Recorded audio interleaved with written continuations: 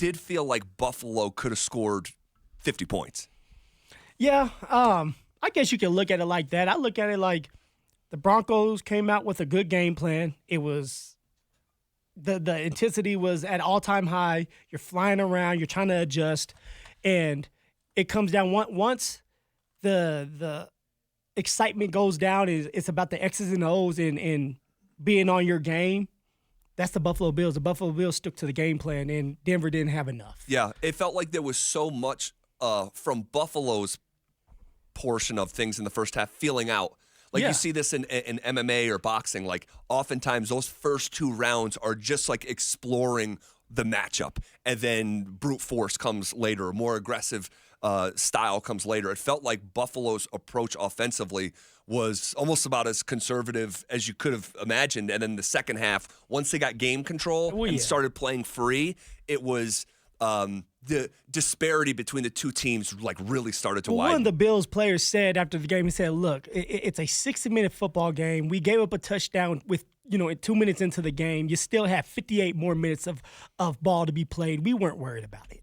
That told you everything you need to know, that they weren't worried about the Denver Broncos scoring the first touchdown of the game. And this is where experience matters. Yeah. And because that team was more poised than they would have been just 3 or 4 years ago. They had a slow heartbeat, and Josh, and for sure, just like he wasn't rattled too much, a little tight maybe early. But Phil, now that the season is officially over, and we'll circle back and continue to talk about the game, but I am curious from your perspective, okay? So I became aware of this myself. Like, you jumped on board here about 3 weeks into the season a year ago, so the Russell Wilson's final year. The boat was already moving. I tried to jump on. Yes. And you were kind of in the water a little bit. I was save this man. He's drowning. Zach was like, just let him fend for himself. He's good. He'll be all right. Sink or swim. Figure it out. But so I just mentioned that because this was your first full year of going through the whole process, the training camp, the expectations, the predictions, living through every single game, coming in here reacting, 18 Mondays in a row. And I was a rookie, man. I was trying to get my feet wet. Yes. How do you view it? How does it feel? What kind of season was it in totality now that it has come to an end? This was a fun season. Zach. We started this journey this year saying, okay, this team is going to be okay. They're going to be tough. There's going to be a couple of diamonds in the rough, but can we find the quarterback? We came into the season saying it's okay if the Denver Broncos don't make the playoffs. But boy, were we in for a treat. The Denver Broncos did make the playoffs. The Denver Broncos won 10 games. The Denver Broncos found their franchise quarterback. The Denver Broncos did everything and more. All right, everybody expected the Denver Broncos to be out there just playing just to play, not playing for something, not playing for each other, not playing to be able to have a chance to beat the Buffalo Bills in the playoffs. This year was a success. Not only was it fun, but we learned a lot about this team. We learned a lot about the grit, the toughness, that they don't give up, that they don't let any noise rattle them. They stick together. All right, we learned that the Denver Broncos can win, and it's fun to win. And that's something that we all got to experience finally. Even when I was here with the Denver Broncos, I didn't get to experience having a winning season with the Denver Broncos and how it feels and how Broncos country feels when you are winning again. Like, everything feels like it should have been when I was growing up and we won the Super Bowl with Peyton Manning. Because I was a part of the fan base. Of course. It was an expectation, especially when you had the sheriff in town. But I didn't think we were going to go through an 8-year, 9-year drought. Yeah, no one did. It was unprecedented. Literally in the NFL history anyway. In the NFL history of the Broncos, this was unprecedented. We learned that Sean Payton is a great coach. He's a great coach. He's the coach for this team. In 2 years, he has brought this team back to the playoffs. Last year, he had a chance, and Sean Payton had a chance to go to the playoffs with a team, with a quarterback that he did not like. We learned that George Payton is better at his job than we think, and we have given him credit for. Yeah. And I know that we're going to have time to talk about George. George has done some great things here in Denver, and we have to thank him for what he has done, and also give him poop for what he has has not done for this organization, but he has done a lot more than what he has not done for this organization. It's become, if that makes sense. Well, it didn't, but it's become he has done more for this organization than not. Does that make sense? We're starting to flirt with it. All right. No, of course I understand what you're saying. I think the story around George, Phil, has become more complicated in a good way. Where in the past it was like, what have you done here? Like, how are you still employed? And you're right. We will circle back to a dedicated conversation about George. But that's definitely filed under another thing that we learned, that George is a much better talent evaluator than he had previously gotten credit for. And then the last thing I'm just going to have to say, and I know that VJ's defense didn't do well yesterday, and it was not all on VJ, but we learned that Coach VJ, all right, my head coach, and maybe I'm a little biased, but he does deserve to have a chance at another head coaching job, and that he is better than what people thought, and his defense was top 5 and not number 5 in the league, or top 10, we should say, and not number 10 in the league. VJ did some great things, and he is one of the biggest reasons why we were able to go to the playoffs this year. That's what we learned. And VJ now interviewing with the Raiders. Yeah. Wow. Raiders. Wow. We'll circle back to a more dedicated conversation to Vance Joseph as well. So, I mean, out of 10, what kind of season was this? I'm going to give it an 8.5. 8.5. You know, I'm a tough grader. You know that. Okay. 8.5. What's holding it back from being a 10? I wanted to see a run game, Zach. Yeah. I wanted to see a tight end. I wanted to see some explosiveness from the run game. I wanted to see Jaleel break out, or Javonte just say, hey, you know what? I am the guy for the job. I am the same Javonte of the rookie year, 2020. I wanted to see that, and we didn't see it. And I don't think Sean put his best foot forward when it came to getting the run game going and helping Bo Nix in that case. 2 straight football seasons without a 100-yard rusher. That's insane. That is so unhealthy. And again, I keep going back to Bo. Like, how did the Broncos score enough points to be a playoff team without a run game, with a rookie quarterback? It makes no sense. Or a tight end. Or a slot receiver. Keep going. It makes no sense at all. And I think it's a credit to Bo, and I think it's a credit to Sean. For me, I'll go 9 out of 10. I'll go 9 out of 10 because look at you, a soft grader. No. I don't think so. I think you could fairly say it was a 10 out of 10 season. Yeah, you could. Yeah, Phil, this team hadn't had more wins than losses since 2016. 2016. Yeah. 2 presidential terms stacked up to one another between the last time the Broncos had a winning season. Got that done. Went to the playoffs for the first time in nearly a decade. Got that done. Found a quarterback for the first time since Peyton Manning. Got that done. Yes, sir. I mean, Let's bow. Let's bow. Let's bow. Let's bow. Let's bow. So because you were able to check those boxes, like, is there things to not necessarily complain about, but point out deficiencies? Absolutely. Run game, tight ends, all that stuff. A defense slipped near the end of the year. But when we go back to our expectations, reasonable expectations in August, this was a magical season. Perfect season? No. Never going to be a perfect season, though. No, not a perfect season. All right? Kansas City, lost 2 games all year, and they didn't have a perfect season. So these are champagne problems here at this point. When you consider the foreground of a winning season, playoff team, and finding a future quarterback, Phil, I am like oozing with positivity and just feel lucky, honestly. Because we talked a little bit about this on Friday, that of all the seasons, this season was the one we came into and said, all right, let's prepare to get our ass whooped a little bit here. Capo, get in there. Capo, go take some rubber. So, like, of all the years, this was the year that we said, okay, it's finally time to go through the hard stuff that this franchise has avoided and tried to band-aid. Well, you were ready for that. I was like, hey, Put the quarterback in that's going to help us win games early. Yeah, you wanted Stiddy. You wanted Stiddy is what you wanted. I wanted Bo Nix to be ready, which he obviously was, but I wanted to win games. Yes, you did. You said, let's try to win as many games as possible. And I thought at the time that I was being more reasonable of like, Phil, they're not going to win a bunch of games.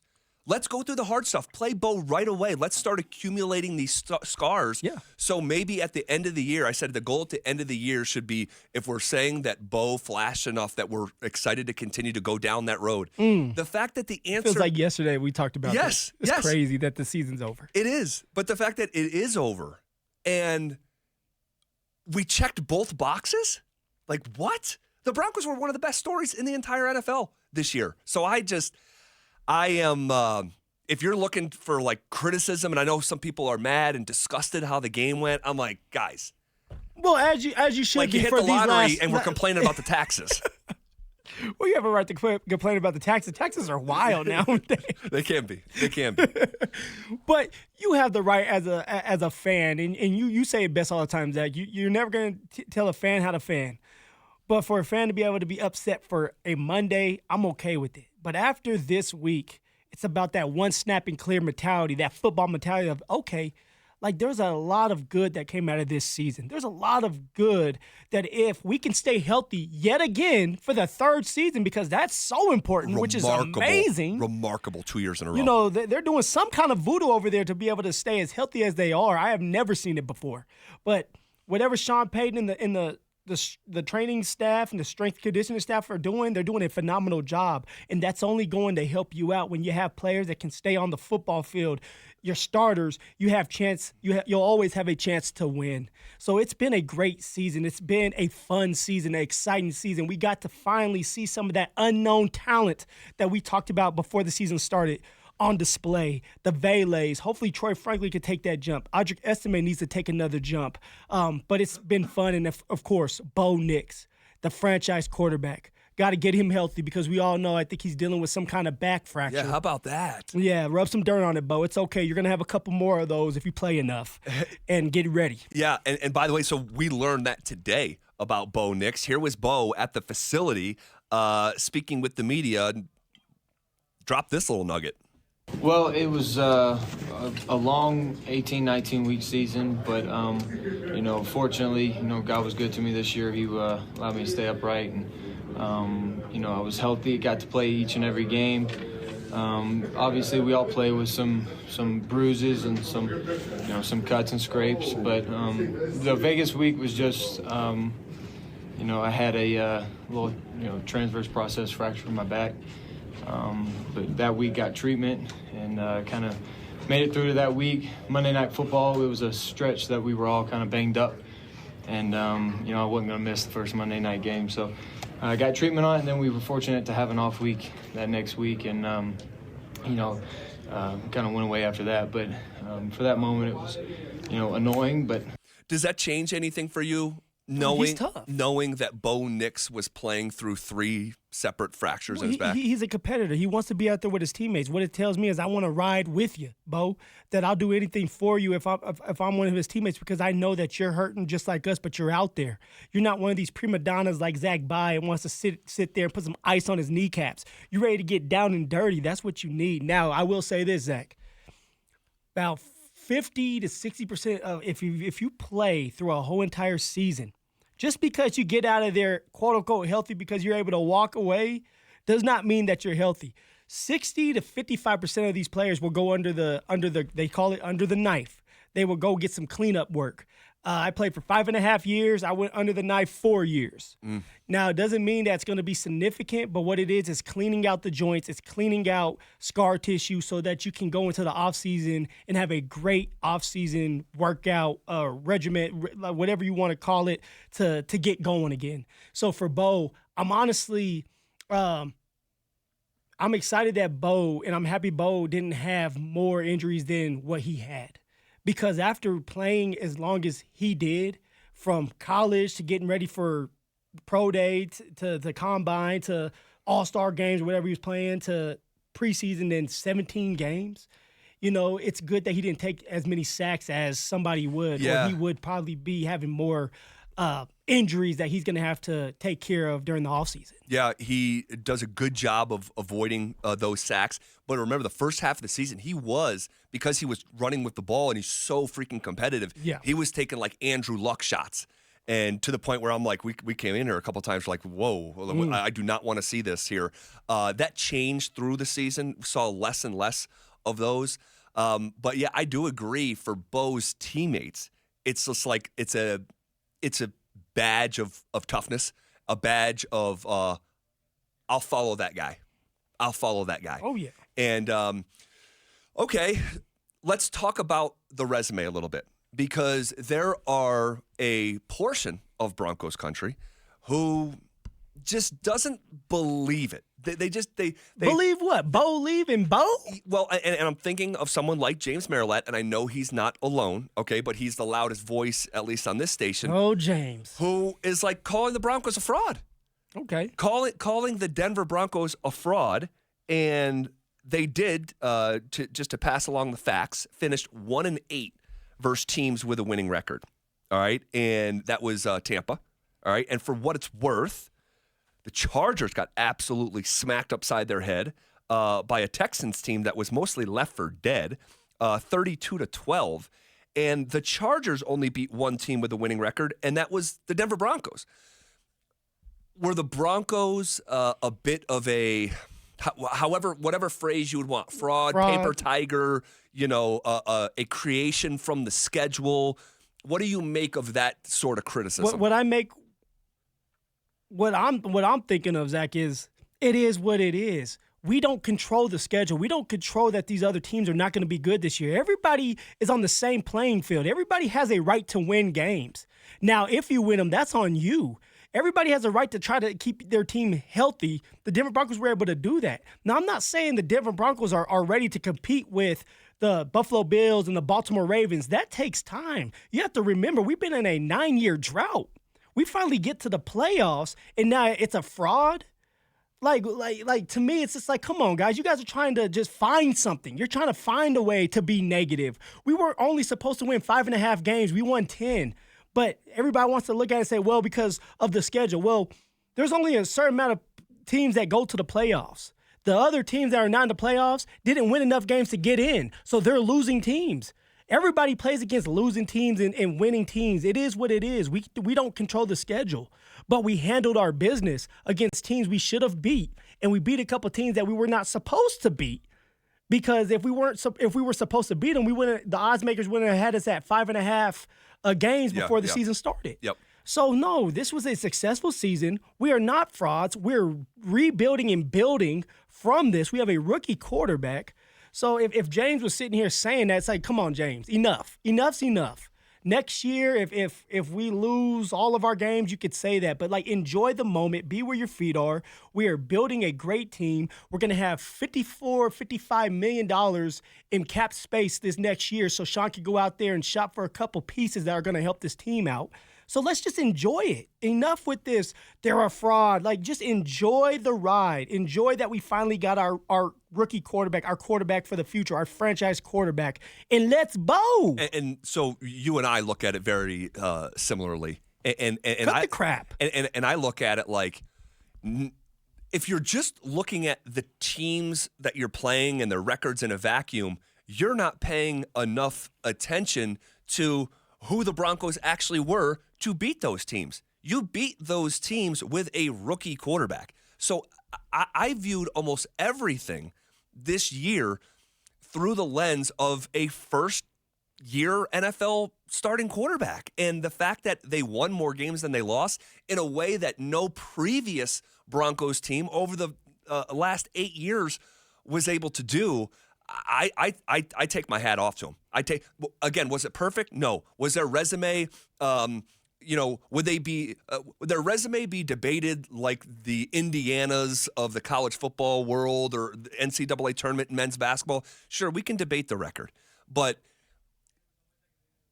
not appreciating what just happened here over the last 5 months, I think is Again, I'm not going to tell any other fan how to fan because James has reasons. James does have his reasons. He believes last year's team was actually more impressive than this year's teams, and he's laid out that argument. But from a first-year quarterback standpoint, I'm so impressed. I'm so impressed. And Sean Payton, truly, and Sean has his own issues. He's got his own game day issues. He really does. Yeah, he definitely needs to improve and get better with game day situations. He does. And I was listening. There was even debate this morning that should he continue to call plays? Does he need to take a step back? I think Stokely said he should never call plays in this town again. Is something I heard. But strip them through the imperfect team that they were. I thought they had a near perfect season, considering the expectations coming into this puppy. 5.5 games is what the Denver Broncos were supposed to win. The Denver Broncos won 10 and could have won a couple more. Could have beat the Kansas City Chiefs the first time around in Arrowhead. All right, they could have won that game. Bo Nix drives them down. Alex Forsythe lets it go. Yeah. Block punt, you lose the game. The Denver Broncos were only blown out in 2 games. The Buffalo Bills in Baltimore. And the Ravens. And someone could say... Two Super Bowl contending teams. Yes. And those are, for me, 2 of the 3 best teams in the AFC. It's them 2 and Kansas City. And someone could say, well, yeah, that's how that goes to show you're not close. 2 things can be true at the same time. Do I think the Broncos are close to a team like Buffalo, Baltimore? No, not. I think there's a good gap there. Why, though? Because they're further along in their operations. Like, they're further along in their football operation, and, like, that matters a lot. Because once you get the quarterback solved, once they got Lamar and they got Josh in both of those situations, the foundation was poured, and you can build up and gain experience at the same time and add to your roster. This was not that. This was not even close to that. This was first year with Bo, with a roster ranked dead last, and absorbing the largest dead cap in the history of the sport. Well, let's talk a little bit more about the closeness, if that's a word, of the Denver Broncos being close. Do you think that if they can add a couple more pieces next year, they have a chance to compete in the playoffs? Or are they a couple years out? That's what I want. Are the Denver Broncos close? Or are they closer than we think? I think they could make some real noise next year. I do. I think they could make some noise. To competing at the highest level of the sport, like competing for a Super Bowl. Yeah. I don't think that's coming this coming year. I think that's maybe 2-3 years away while Bo Nix is still on his rookie contract, but you're out of the Russell Wilson a cap hell. But you got to remember, this isn't basketball where I feel like basketball, you have to earn your stripes. And you have to be in the game, and you have to be at the dance. When we talk about the dance, it's the playoffs a couple times before you can reach the mountaintop. With football, it's a little different. You add a couple pieces like a run game because you already have the quarterback. You have the offensive line that's together again, which is important. You have a coach that's going to be here for his 3rd year, and you have a lot of these players coming back that are young and hungry, and they're getting more experience. But then you add a couple veteran presences to this operation where it's like, okay, we need that running back. I'll give you an example. Josh Jacobs goes to the Green Bay Packers. Yeah. It's a big impact. Yep. Aaron Jones goes to the Minnesota Vikings. Big impact. Derrick Henry, like, if we can find one of those running backs, add a tight end, and get an elite speedster at the receiver position, you might end up making some noise in the playoffs because of adding a couple pieces. So for me, you don't think that they're as close? I think they can make some noise next year. I think they could win a playoff game next season. But just not in a Super Bowl talk. Yeah, I just wouldn't. And I'm not saying that they couldn't go win a Super Bowl next year, but I just wouldn't predict that to happen. Like if you're asking me right now. But again, it's the unknown of what's to come this offseason. So we just don't know what's behind these doors at all these conversations with the run game, with the tight end, with the slot receiver, maybe adding an additional just receiver in general. But I'll tell you what, man, the fact that we're having the conversations is the point. This is fun. Whether you agree or disagree about a Super Bowl contending team next year, but just the fact that we're discussing it and not getting thrown out of the bar for suggesting it is kind of the point here. If you